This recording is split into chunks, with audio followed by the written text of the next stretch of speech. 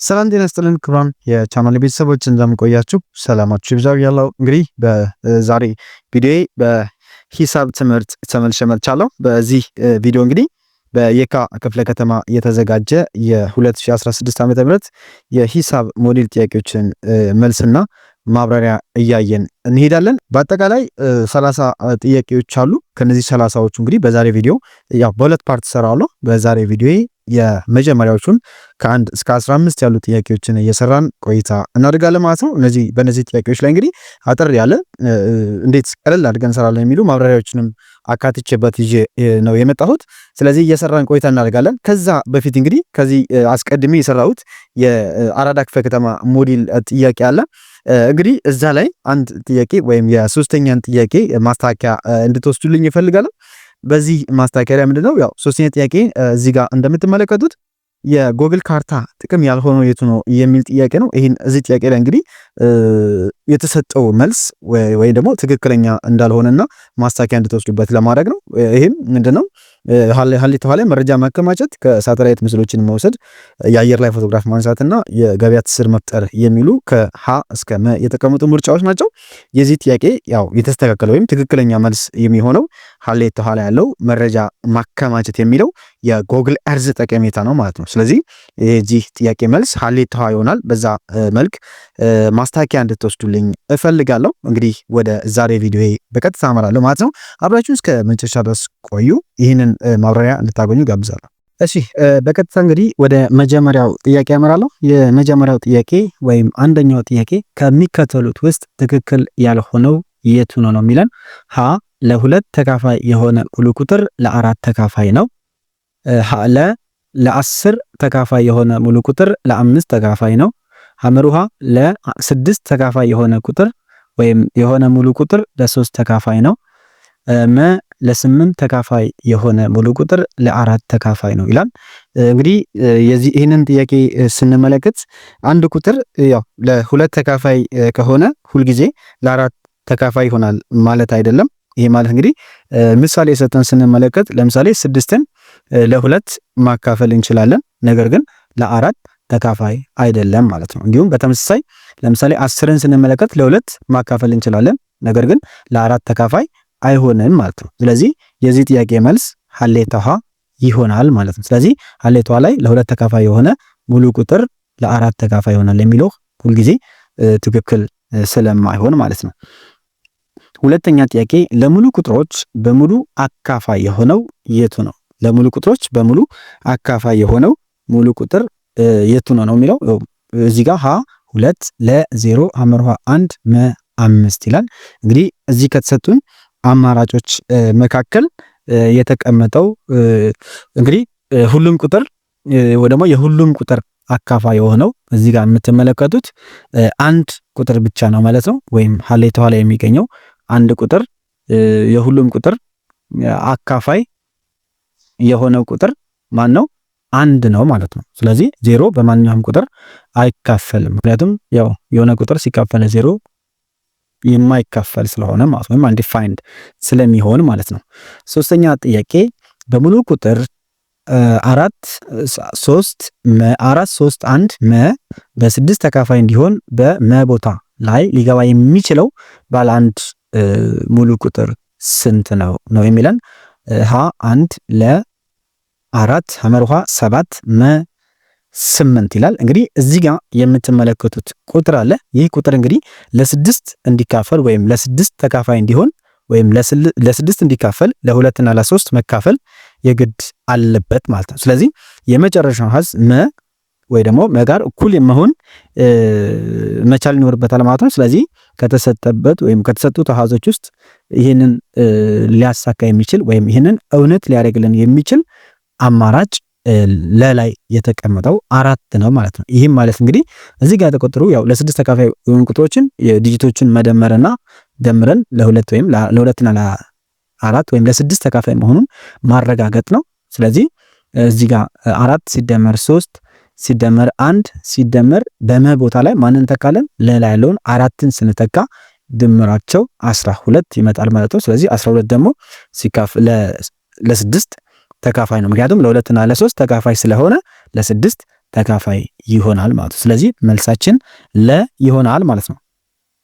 አራተኛ ጥያቄ የ287 አካፋይ የሆነው ሙሉ ቁጥር የቱ ነው ነው የሚለን የ200 ስንት የ287 አካፋይ የሆነው ሙሉ ቁጥር የቱ ነው የሚለን ማለት ነው። ሶ እንግዲህ 287 በ7 ሲካፈል ውጤቱ 41 ይሆናል ማለት ነው። ስለዚህ 7 ሲባዛ በ41 እኩል ይሆናል 287 ይሆናል። ስለዚህ 7 የ287 ምንድነው አካፋይ ይሆናል። ስለዚህ መልሳችን ሐመር ውሃ ይሆናል ማለት ነው። አምስተኛ ጥያቄ ከሚከተሉት ውስጥ ብቸኛ የሆነው የቱ ነው? ከሚከተሉት ውስጥ ብቸኛ የሆነው የቱ ነው? ሀ 1001 ለ 171 ሐመር ውሃ 143 መ 107 ይላል። ከነዚህ ውስጥ እንግዲህ ብቸኛ የሆነው ቁጥር የቱ ነው የሚለን ከነዚህ ቁጥሮች መካከል እንግዲህ መ ላይ የሚገኘው ብቸኛ ቁጥር ነው። ምክንያቱም 107 ከአንድ እና ከራሱ በቀር አካፋይ የለውም ማለት። ስለዚህ ለምሳሌ 1001ን ስንመለከት 1001 7 ሲባዛ በ143 ብናደርግ 1001 ይሆናል። 171ን ስንመለከት 3 ሲባዛ በ57 171 ይሆናል። እንደገና 143ን ስንመለከት ደግሞ 11 ሲባዛ በ3 ብቸኛ 143 ይሆናል። 11 ሲባዛ በ3 143 ነው ማለት። ስለዚህ እነዚህ ቁጥሮች ምን አይደሉም? ብቸኛ ቁጥሮች አይደሉም። ስለዚህ መልሳችን መ ይሆናል ማለት ነው። የአምስተኛ ጥያቄ። ስድስተኛ ጥያቄ 780 በብቸኛ ትንትን ሲገለጽ የቱ ነው የሚለን ይሄን እንግዲህ ወይም በፕራይም ፋክተራይዝ ማድረግ ነው ይሄን ቁጥር። ስለዚህ ይሄን ቁጥር 780 በ2 ስናደርገው 390 ይሆናል።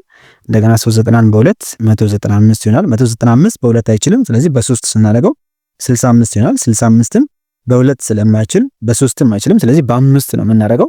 በ5 ስናደርግ 13 ይሆናል ማለት ነው። ስለዚህ የዚህ በብቸኛ ትንትን ይሄ ቁጥር ሲገለጽ ምን ይሆናል? 2 ሲባዛ 2 ሲባዛ 3 ሲባዛ 5 ሲባዛ በ13 ይሆናል ማለት ነው። ስለዚህ የዚህ መልሳችን ሐመር ውሃ ይሆናል ማለት ነው። ሰባተኛ ጥያቄ እንግዲህ የ15 45 እና 135 ትጋአ ስንት ነው የሚለን። ትጋ ማለት እንግዲህ ሶስቱንም ቁጥር የሚያካፍል ትልቁ ቁጥር ማለት ሲሆን ይሄም እንግዲህ ስንት ነው? 15። ከነዚህ ውስጥ 15 ሶስቱንም ምን ያደርጋል? ያካፍላቸዋል ማለት ነው። ስለዚህ መልሳችን ምን ይሆናል? ሐመር ውሃ ይሆናል ማለት ነው። ምክንያቱም 15ን ለ15 እናካፍል አንድ ጊዜ ይደርሳል። 45ን ለ15 እናካፍል 3 ጊዜ ይደርሳል። እንዲሁም 135ን ለ15 እናካፍል 9 ጊዜ ይደርሳል ማለት ነው። ስለዚህ 15 የነዚህ ቁጥሮች ምንድነው? የነዚህ ቁጥር ትጋአ ይሆናል ማለት። ስለዚህ ሐመር ውሃ መልሳችን ይሆናል። ስምንተኛ ጥያቄ ሸ እኩል ነው 2 ርቢ 3 ሲባዛ 3 ርቢ 3 ሲባዛ 5 እኩል ነው 2 ሲባዛ 3 ርቢ 2 ከሆነ የሸ እና የቀ ትጋብ ስንት ይሆናል ነው የሚለን። እንግዲህ ትጋብን ለማግኘት ከሁለቱ ቁጥሮች ፋክተር ውስጥ ከፍተኛውን ቁጥር እንወስዳለን ማለት ነው። ስለዚህ ከፍተኛው ቁጥር ስንወስድ ምንድነው 2 ርቢ 3 ሲባዛ 3 ርቢ 2 እና 5ን እንወስዳለን። ስለዚህ 2 ርቢ 3 ሲባዛ 3 ርቢ 2 ሲባዛ 5 እናደርጋለን። ይሄው 2 ርቢ 3 ማለት 8 ነው ሲባዛ 3 ርቢ 2 9 ነው ሲባዛ በ5 ይሆናል። ስለዚህ 8 ሲባዛ 9 ሲባዛ በ5 እኩል ይሆናል ስንት ይሆናል ማለት ነው? 360 ይሆናል። ስለዚህ መልሳችን መ ይሆናል ማለት ነው። መልሳችን መ ይሆናል ማለት ነው። ዘጠነኛ ጥያቄ ላይ ደረስን። ዘጠነኛ ጥያቄ እንግዲህ የሁለት ሙሉ ቁጥሮች ብዜት 300 ነው። ብዜታቸው 300 ነው።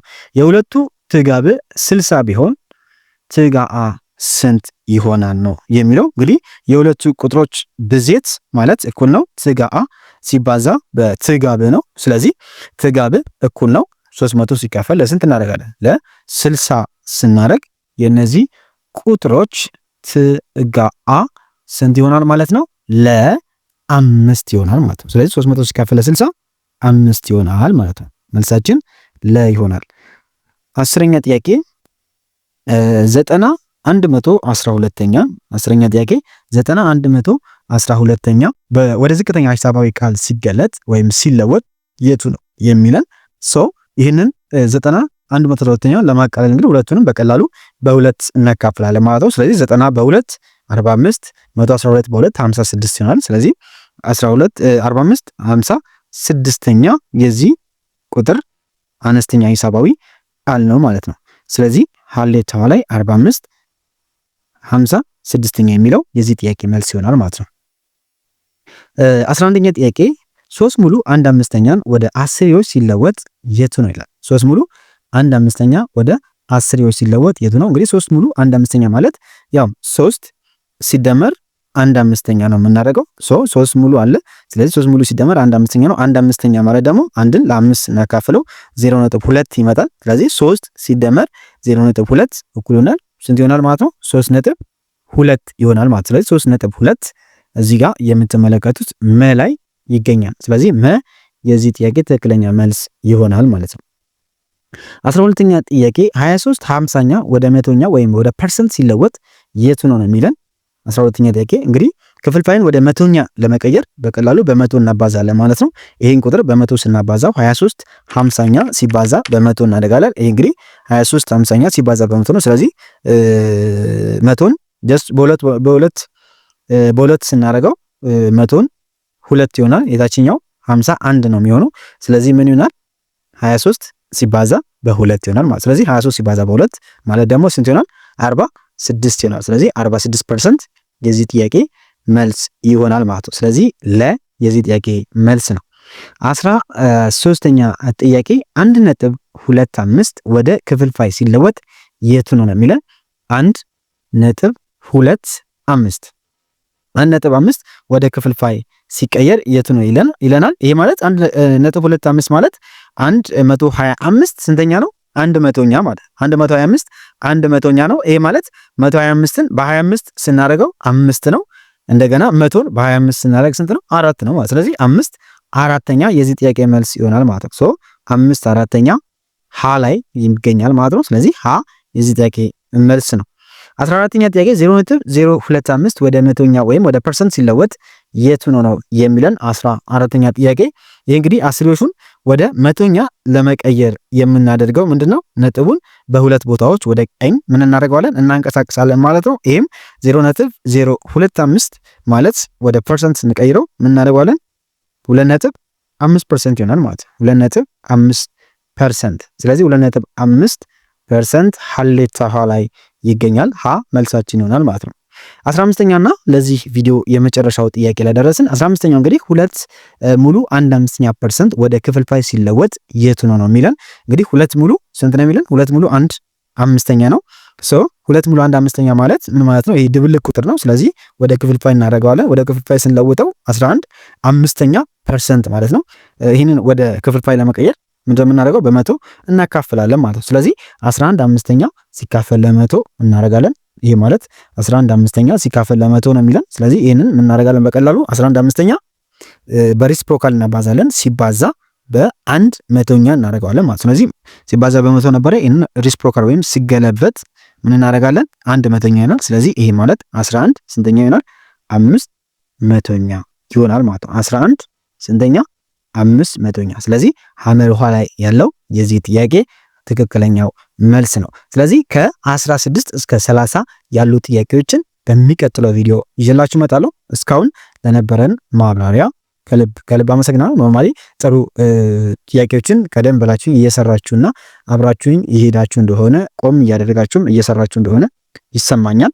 በሚቀጥለው ሌሎች ጥያቄዎችንም እሰራለሁ። በዚህ ቻናል ላይ እንግዲህ ከዚህ የተለየ ሌሎችም የሂሳብና ሌሎች የትምህርት አይነቶች እንግሊዝኛ ትምህርቶችንም እንዲሁ የግብረ ገብ ጥያቄዎችም በዚህ ቻናል ላይ ስለሚገኙ ቻናሉ ላይ እየገባችሁ እንድትማራቸው ለፈተና ዝግጅት እንድትጠቀማቸው እጋብዛለሁ። የዛሬ የነበረኝ ጥያቄዎች ይህንን ይመስሉ ነበር።